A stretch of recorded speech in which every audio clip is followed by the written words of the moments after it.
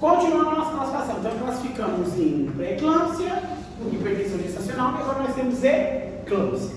A eclâmpsia, como eu falei, é o surgimento de convulsões tônico-clônicas generalizadas ou coma em uma paciente sem antecedente, ou seja, de outras alterações que levariam ela a ter convulsões ou coma.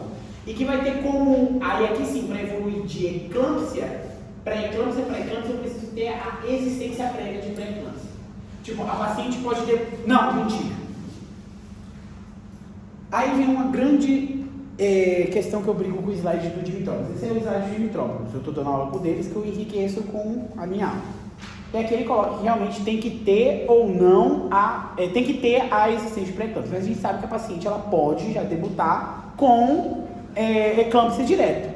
Então, fiquem assim que para meios de prova pode surgir perguntas que podem falar diretamente que o paciente está convulsionando. Vocês vão ter que colocar que é eclâmpsia e não ter o antecedente que é o correto, ou pode ter falando que tem que ter a pré-eclâmpsia pré-existente.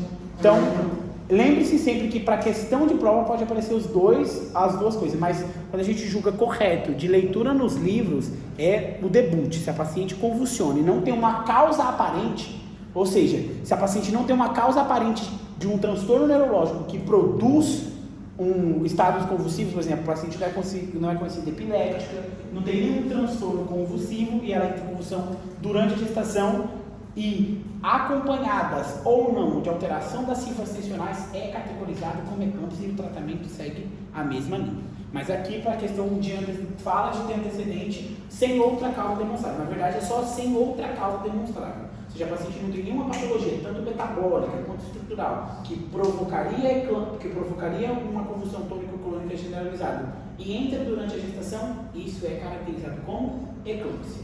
A eclâmpsia, sim ou sim, isso é uma dúvida, é o seguinte: ela vai aparecer só durante a gestação? Não.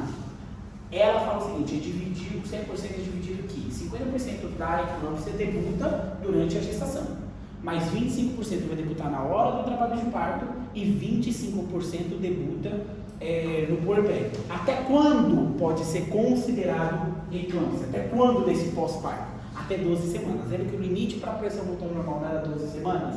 Então, até 12 semanas, a paciente entra numa convulsão sem uma causa demonstrável ou um estado comatoso, sim ou sim vai ser considerado eclâmpsia. Após 20 semanas até as 12 semanas pós-parto, pode ser eclâmpsia. Pode ter uma convulsão eclâmpsia. Aí, uma vez que depois de 12 semanas ela entrar em convulsão, aí sim já é coisa do neurologista, ele vai procurar uma síndrome, algo convulsivo. Mas até 12 semanas. Não, 20 semanas de gestação até 12 semanas pós-parto. Tipo, a partir da 20ª gestação, um parto convulsivo até 12 semanas pós-parto, você pode ter um quadro convulsivo, e esse quadro convulsivo, que não tem outra causa demonstrada, nem metabólica, nem estrutural, é chamada de eclâmpsia, tá bom? E aí nós temos a hipertensão crônica, que é aquela que vai ser diagnosticada antes de 20 semanas, ou que persiste após a 12ª semana do pós-parto. 25% das hipertensões crônicas se desenvolvem pré-eclâmpsia sobreagregada, que é justamente aquela paciente que já tinha a pressão arterial e que após 20 semanas, né, ela debuta com um processo de proteinúria, com lesão de órgão-alvo ou sintomas vasoespasmódicos. Lembrando sempre que antes ela tinha que não ter proteinúria, não tinha que ter nenhum outro transtorno e que ela debuta somente após a 20ª semana. Por exemplo, a paciente é epiléptica e convulsionou. Isso não é pré-eclâmpsia, ela é epiléptica e convulsionou por causa provavelmente da epilepsia dela. A paciente tinha uma síndrome convulsional agudo, delírio. Isso, nesse caso, ela já teve algo. Então, vocês têm que colocar para vocês que não tem nenhuma causa aparente. E aí, por último e não tão menos importante, nós temos o que? Um tratamento. Qual que é o tratamento? O seguinte, vocês vão dividir assim a cabecinha de vocês. Agora vem um novo backup. Vocês já subiram toda a informação que a gente teve. Agora tem o que vocês vão estudar e o que vocês vão ver que vão fazer. E o que vão perguntar para vocês vão responder o que vocês estudaram e vão falar que você está errado. Por quê? Presta atenção agora, vocês vão entender o porquê. Qual o tratamento para pré-eclâmpsia para hipertensão transicional, embaraço, e pré-eclâmpsia moderada e leve? Hipertensão? Nada. Seria mudança nos hábitos de vida e não entraria no tratamento farmacológico. O que é que acontece na vida real? Alfa-metildopa para todo mundo, verdade? Então, para a questão do papel, eu falo que o seguinte: quando a gente fala dos tratamentos da hipertensão transicional, do embaraço e da pré-eclâmpsia moderada, leve e moderada, o tratamento consiste em mudança do estilo de vida, acompanhamento pré-natal de alto risco, ou seja, acompanhar essa paciente bem de perto, indicar perfil biofísico, vai ter um slide onde vai mostrar tudo bonitinho. Indicar perfil biofísico para essa paciente para justamente detectar alguma alteração do útero placentário e exames laboratoriais rotineiramente. Mas não está indicado, ou seja, ou é controverso a utilização de medicamento. E a explicação da utilização de medicamento justifica o seguinte: quando você trata o estado hipertensivo nesses estágios tempranos, iniciais, sem sintomatologia, você mascara a sintomatologia que apareceria no estado mais severo ou no estado mais complexo. Mas na vida real, toda paciente que tem alteração, com ou sem proteinúria, com ou sem sintomas de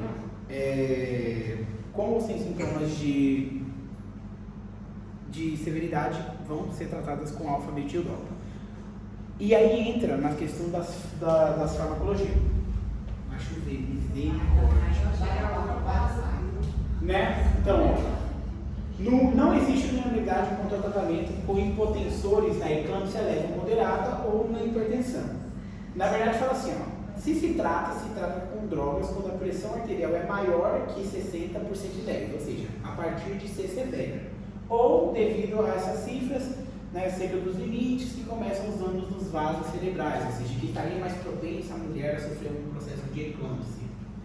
Mas, na vida real, na vida cotidiana, qualquer mulher que chega, a gente aplica 500 miligramas a cada 6, a cada 8, a cada 12, dependendo de quando for, de alfa-metildopa. Na prova é o que está recomendado pela bibliografia. Pela bibliografia é recomendado que hipertensão gestacional transitória e pré-eclâmpsia leve e moderada não se trata. Não é que não se trata farmacologicamente, mas se trata com essas questões, que seria controle pré-natal de alto risco, vai ser semanal, a paciente vai ter uma diminuição da atividade física, uma dieta normosódica e hiperproteica, porque o que está faltando dentro da célula? O que ela está perdendo muito? Proteína, então o que a gente vai ter que repor? Muita proteína que está faltando. Controle da PA, e aqui a gente faz aquela... Vocês já fizeram o controle de risco de paciente com hipertensão? Escreve no papelzinho, lembra que eu fiz aquele dia? Pressão arterial de manhã, de tarde, manhã, de tarde, manhã e tarde, todos os dias, que seria um mapa. Ele vai mapear para eles por 7 dias. Depois a gente vai solicitar exames. Hemograma, a gente vai buscar toda e qualquer disfunção que a paciente pode ter. Então eu vou buscar no hemograma plaquetopenia, eu vou pedir um perfil renal para me ver se a paciente entra numa injúria renal, vou pedir um perfil hepático, coagulograma, LDH, bilirrubina, tudo para mim fazer um grande panorama.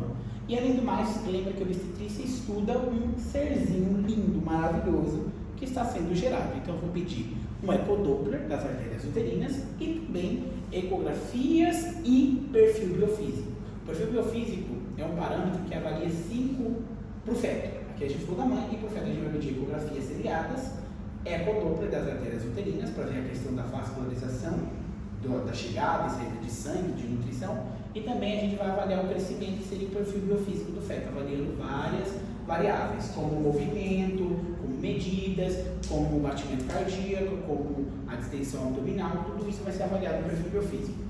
E o tratamento com drogas antihipertensivas é desaconselhado, ou seja, hipotensores são desaconselhados. A interrupção da gestação, nesses casos, é a partir das 37 semanas, quando se considera uma relação de termo.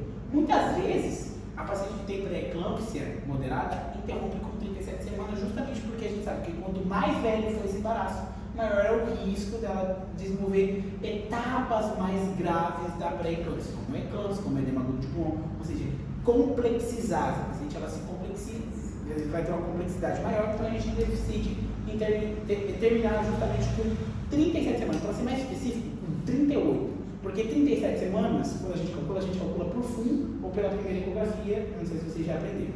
E aí muitas vezes para a pediatria pode ter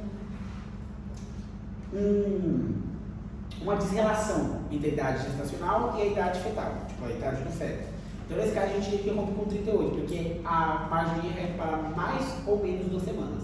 Então se você diminui para menos, fica 36, que já é um prematuro tardio, e se fica para 39, já é ou 40, já é um feto super maduro, de ter um lindinho que a gente quer.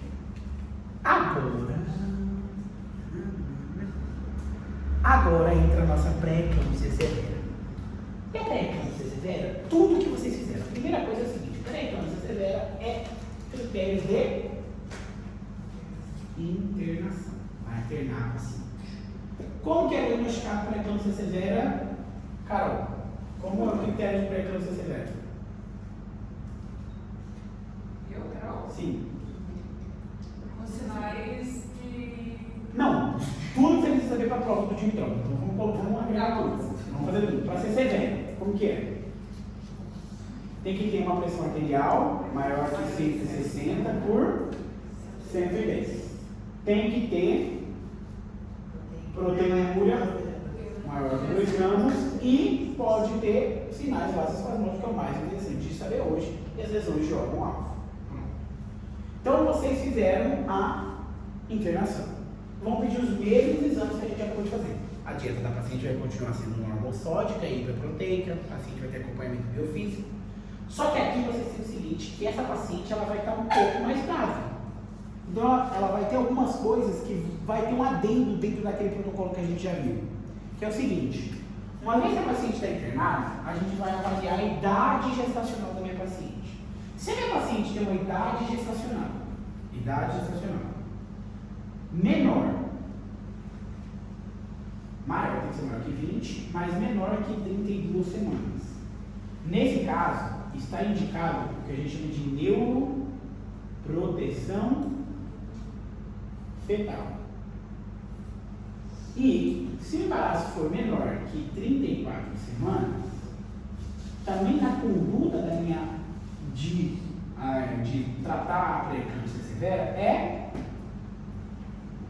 a maculação. Essa é mais que 34 ou é que você tem? Menor que 34. Então você diz 32 a 34? Não, presta atenção. Que momento você viu juntando os dois? Nenhuma hora. Se tem uma idade gestacional maior que 20, aqui também é maior que 20. Que antes de 20, o que era considerado um feto antes de 20 semanas? Um feto que entra em trabalho de parto antes de 20 semanas. Aborto. Ou esse que os gramas ou mais de 20. Agora, se ele tem mais de 20 semanas, e menos de 32, tem que fazer a neuroproteção fetal. E se ele tem menos de 34 semanas, e é óbvio, mais que 20, tem que fazer a maturação pulmonar. Porque a partir de 34 semanas o pulmão já está maduro e a partir de 32 o sistema nervoso já está maduro. Além do mais, controle diário de hipertensão, perda de peso e controle de urese. Só que agora você me fala, Gustavo, não entendi nada. Quero saber como que eu tá, porque até agora você falou medidas que eu vou tomar. Como que eu faço isso? Ou de uma forma organizada. Como eu vou organizar na minha cabeça, passo a passo o que eu vou fazer. Então a primeira coisa que vocês têm que fazer é o seguinte, quando vocês pegam uma pré-eclâmpsia severa, o primeiro passo é baixar a pressão arterial. Diminuir a pressão arterial. Então, para isso a gente pode utilizar, principalmente aqui no Paraguai, hidravazina ou labetalol. Isso aqui é para tratar a crise hipertensiva, tá? O segundo passo, não menos importante, o segundo passo é prevenir as convulsões. Porque essa paciente está com pré-eclâmpsia severa. Para ela dar mais um passo para uma convulsão, para ela convulsionar, é daquilo que a gente falou que elas podem seguir. Então, nesse caso, é dar um anticonvulsivante, ou seja, um anti.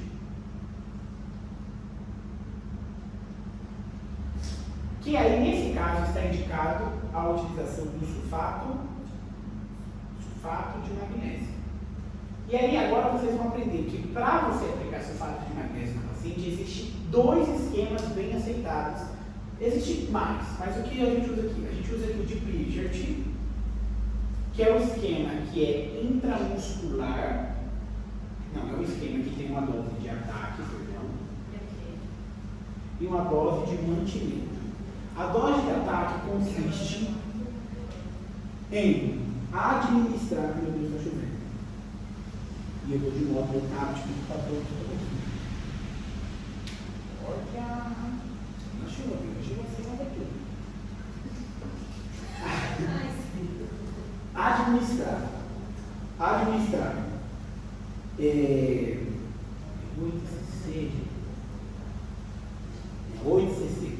8 cc de sulfato de magnésio diluído em 10 ml e passar em V de forma lenta, mais 10 cc intramuscular. E mantimento, vocês vão dar 10 cc a cada 4 horas para os pacientes.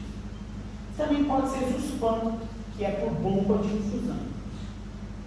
Que aí a dose aqui não é muito utilizada. E por que eu utilizo aqui no Paraguai muito Pritchard? Porque justamente nós temos aqui bomba de infusão. E só para lembrar para vocês uma coisinha. Vocês não sabem como o sulfato de magnésio é doloroso. É doloroso. As pacientes ficam, eu já tive como aplicar um, foi doloroso. Então o primeiro passo, a eclâmpsia severa demanda antihipertensivos, anticonvulsivantes e acalentamento do parto de acordo com os casos. Aí tem os critérios para a estação do feto no caso da pré-eclâmpsia severa. Presta atenção aqui, que aí eu vou colocando aqui e vocês vão prestando atenção aqui. Então quais fármacos eu posso utilizar? Cada paciente esteja com... Assim, ela está numa pré-eclâmpsia severa, mas não requer internação, mas eu controlo ali com farmacologia oral e nós vamos dar ela para cá. Aquele embaixo daquele. Oi? Aquele embaixo de ataque. Mantimento. Aí, a gente vai falar o seguinte, eu posso dar para casa com alfa-metildopa, que é um antihipertensivo central, que diminui a produção de dopamina e, consequentemente, diminui as concentrações de noradrenalina, adrenalina, diminui a resistência vascular periférica. Posso utilizar também a amlodipina, que é um bloqueador de canal de cálcio, que faz uma vasodilatação tanto arterial quanto periférica, diminuindo assim, consequentemente, e posso utilizar o nifedipina. A nifedipina também é um bloqueador de canal de cálcio. O que acontece aqui, gente? Vocês têm que saber que sempre que eu tiver ou puder a indicação de utilizar sulfato de magnésio, está contraindicada a utilização dos bloqueadores de canal de cálcio, porque eles dois concomitantemente vão causar uma grande depressão respiratória. Tá? Então lembrar sempre que nesses casos eles não se usam concomitantemente. Qual é a primeira eleição para nós? A alfa-metildopa, tá bom? Acho que é a coisa que a Manuela mais falou semana passada. Então aqui tem o seguinte, prevenção, isso aqui a gente tem para vocês. E logo tem a questão do controle da hipertensão arterial grave, que nesses casos a gente pode seguir a laboratorial. Aí você puxa esse meio.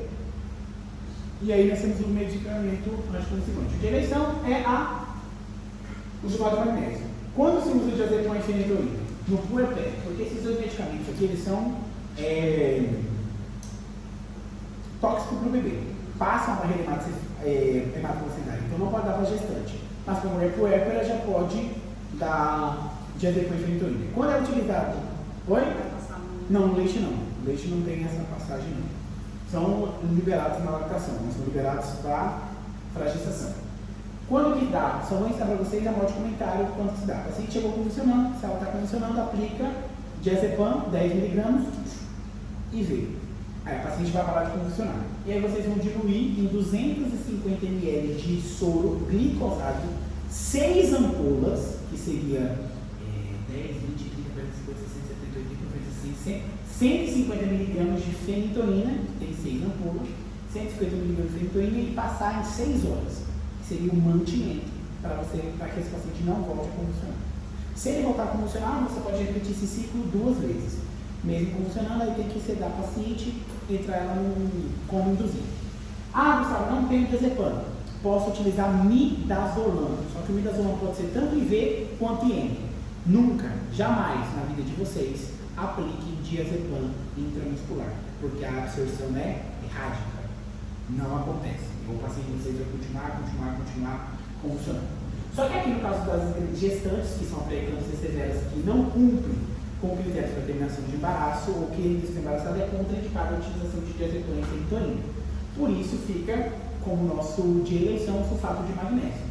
Aí o sulfato de magnésio ele vai ter a seguinte questão: a gente pode utilizar a dose de Pritchard, que é carregado 4 mg IV, que é na verdade a obtenção.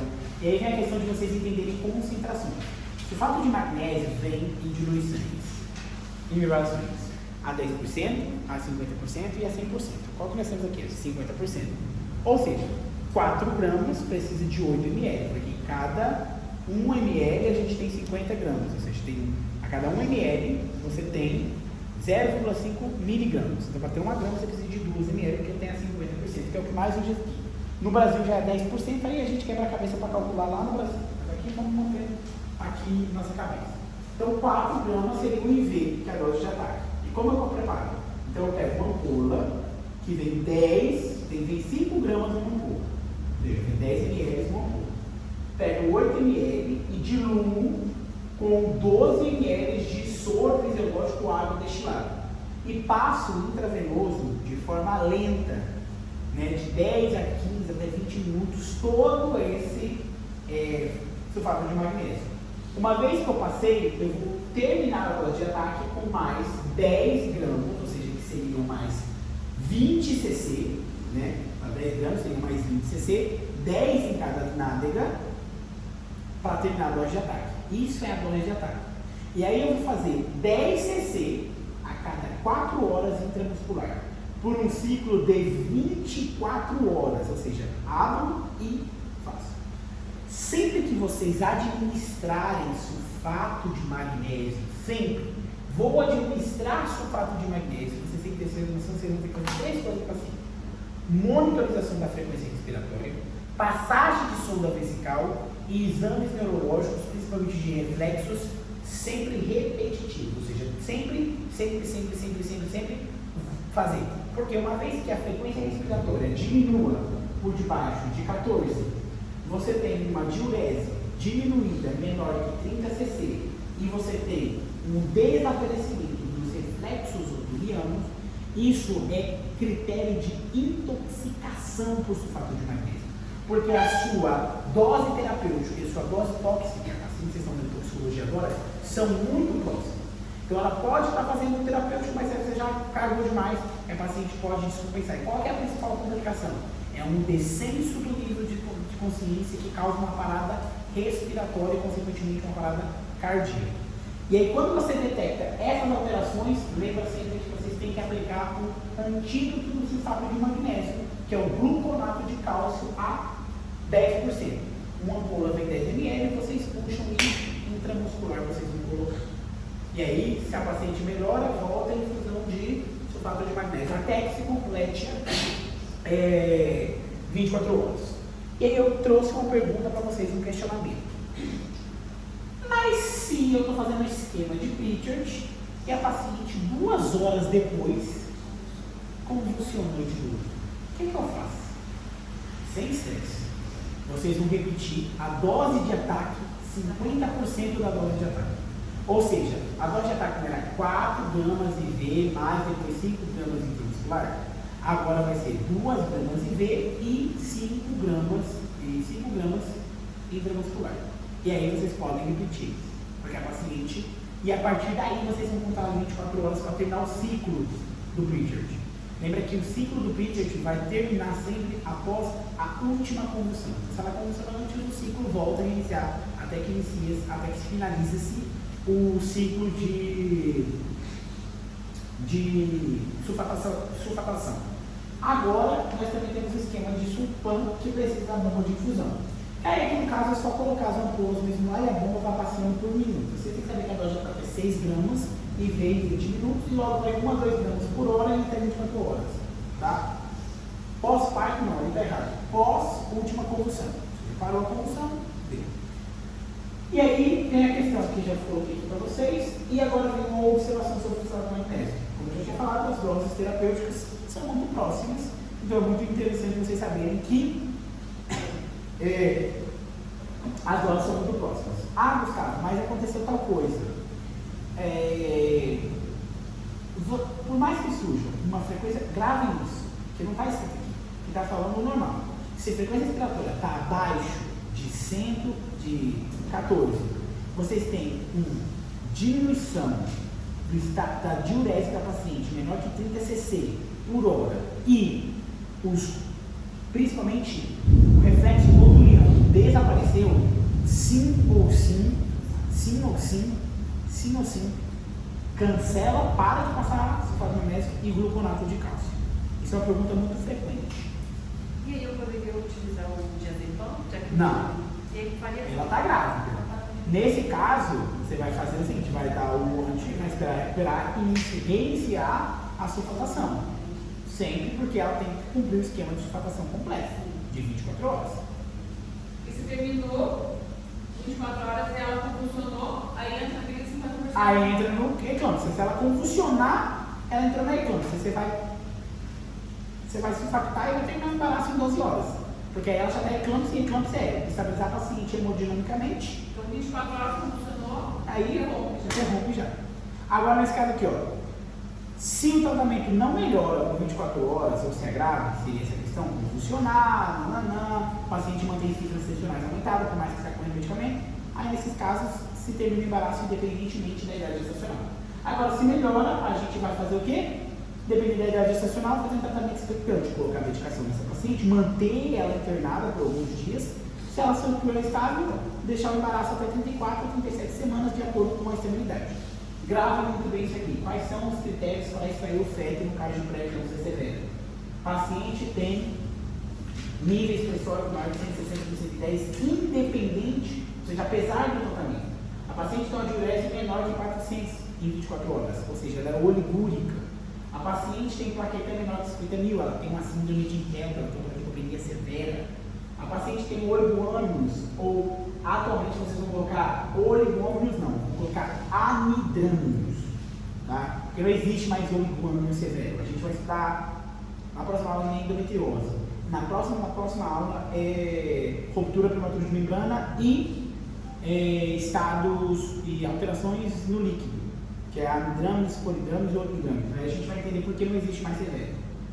Se o perfil biofísico fetal é menor que 4 pontos, ou seja, porque cada sistema pontua 2 pontos, aí varia 5 sistemas: movimentos respiratórios, batimento cardíaco, mobilidade fetal, distensão abdominal e líquido amniótico. Cada um desses vai valer de 1 a 2.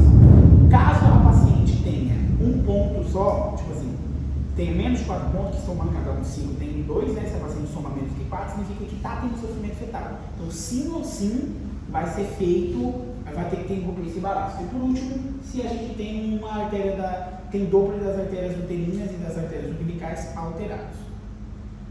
Como que se realiza a maturação pulmonar, por exemplo? Existe apenas uma indicação para a gente reatrasar, terminar o embaraço de uma paciente com pré-eclâmpsia severa ou eclâmpsia, quando a paciente está muito grave. A única é fazer a maturação pulmonar. Então vocês vão fazer um ciclo de 24 horas, desde que a paciente esteja estável. Teve uma pré-eclâmpsia grave, ela está estável, mas não melhorou, mas ela está estável. Então vocês podem retrasar para vocês fazerem a maturação pulmonar. Como se faz? É a utilização de glucocorticoides. Vocês vão aplicar 12 mg de beta-metasona, que é a de eleição. Vou ensinar para vocês só o que é de eleição, que é o que vai cair. 12 mg intravenoso de intramuscular de beta-metasona. E vocês vão repetir 24 horas. Vocês são duas doses. A primeira dose, que vocês dão tipo 7 horas da manhã, e a outra dose 24 horas da manhã, 24 horas depois. Só que aí existe uma particularidade. A beta-metasona, ela vem em acetato e também vem em fosfato. E aí vocês vão mesclar as duas amostras. Então, dessas 12 mg que a paciente tem que ser passada para o paciente, vocês vão passar 6 mg de fosfato e 6 mg de acetato de beta-metasona. E vão ser 2 doses plenas. O que significa 2 doses em 24 horas? Assim, abrir maturação pulmonar. Então, a primeira dose aconteceu às 7 da manhã do dia 20, hoje é dia 24, né? Então, a minha maturação pulmonar vai terminar amanhã, às 7 horas da manhã, no dia 25, quando der a segunda dose. Isso é o esquema completo, por isso que é 2 doses. Já a dexametasona, que pode ser utilizada, ela é dividida em 4 doses, que é uma dose a cada 12 horas, entendeu? Então, 7 horas da manhã, 7 horas da noite, 7 horas da manhã e 7 horas da noite, tá bom?